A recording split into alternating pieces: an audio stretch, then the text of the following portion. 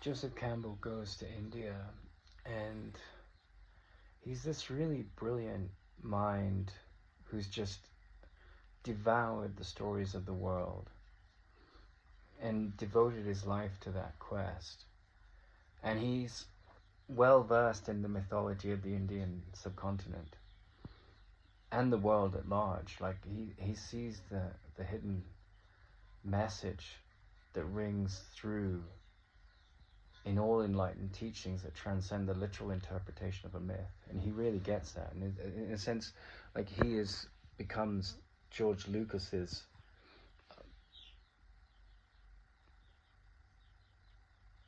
mentor for a reason, because George Lucas is trying to create a story about, the force of good, the force of wisdom,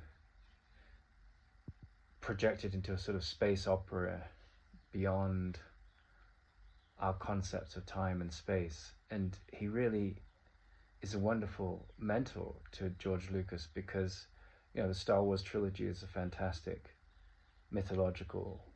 modern mythological structure. But in his personal life, he goes to India and he knows all about this archetype, this story of the mentor and the spiritual guide. And of course, India is full of gurus. And he has been on his own internal quest with all these stories.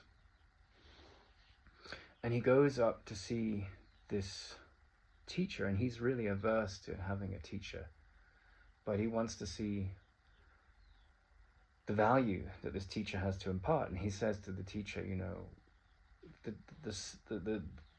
decorum, the protocol in a situation like that is you ask a question. And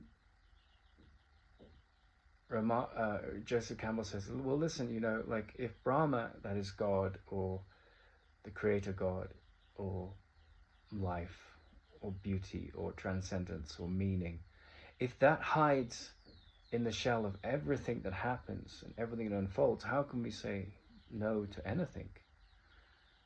And the teacher turns to him and he says, you and I, we say yes to it all, right? You can't say yes to rape and pillaging and abuse in the name of like insane terrorists. You can't say yes to all of that. But what they're saying is, like, we accept it, we don't condemn it, we're not promoting it, but we see that it's coming from ignorance.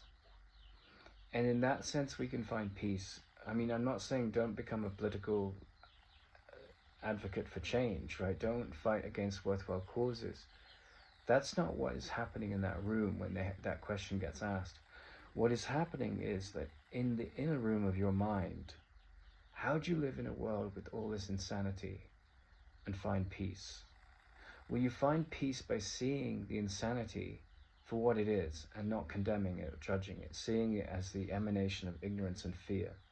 And so you accept it, because like to reject those voices is to reject a part of yourself, not the insane part of yourself, but the loving part of yourself that accepts that healing can come in and cloak itself around that fear and liberate it of its illusions. And that's what this profound meeting between this Indian teacher and Campbell was about. And his students said, well, what do you make of this American? He says, well, he's very close to enlightenment, because the moment you can see what's really going on in the universe, there's a acceleration in your consciousness towards a different way of being. It's inevitable, and it happens to everyone.